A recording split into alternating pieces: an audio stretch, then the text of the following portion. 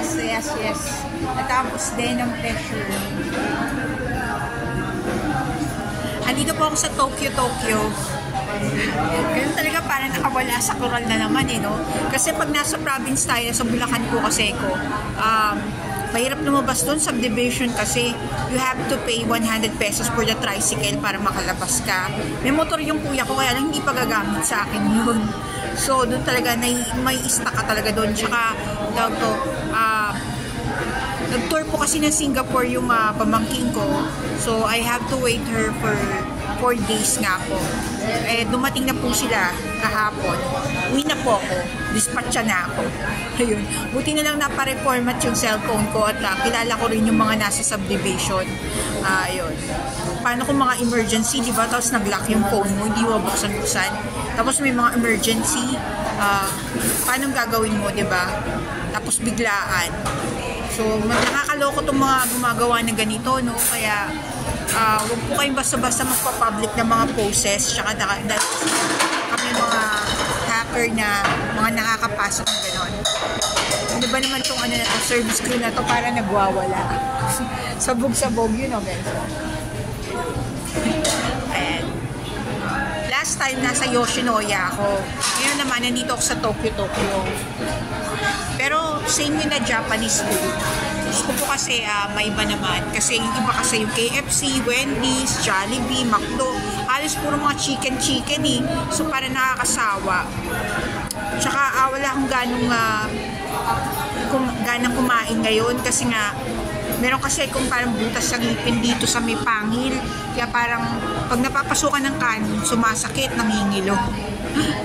Anyway, kamusta kayong lahat dyan? Yung mga nasa GC ng MabK, kinausap ko na po yung mga ibang admin na kasama ko na i-forward na lang yung voice message ko na pwede na po mag-leave the group yung mga kasama ko kasi hindi na po gagana yung GC. So, we have to resume this July.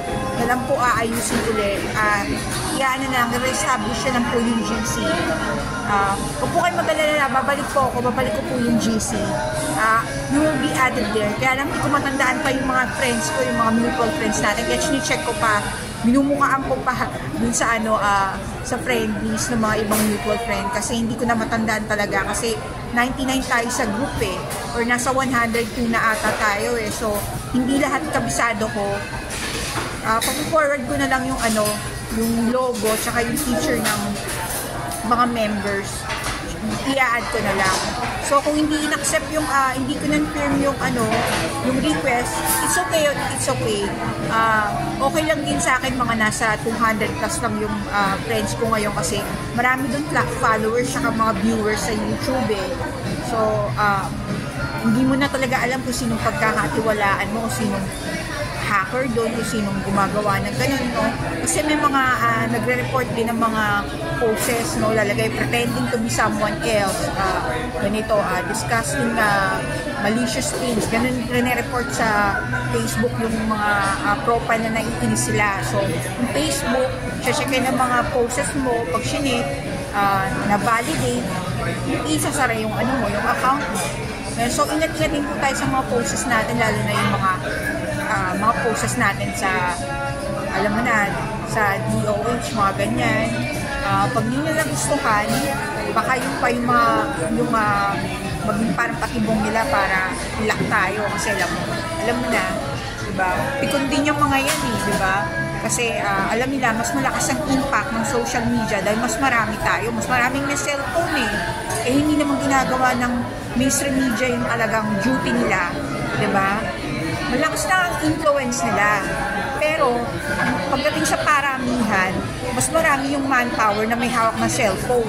So, nasa atin ang momentum, kaya natatakot din sila. So, yung mga pasaway na kagaya ko, dumadami pa dahil nag-view nga sa YouTube, medyo natetreat din yung mga yan natetreat din po sila. Kaya, tatagan nyo lang yung loob nyo kasi wala namang maprinsipyong di bumangga Salamat po sa mga Patriot pa rin na sumusupport pa rin sa ating mga pagkilos. Hindi po natin papayagan kahit kailan na ganun po ang mangyari na magtagumpay po yung nila, yung Agenda 13 lang. Sige po, kain lang po muna ako.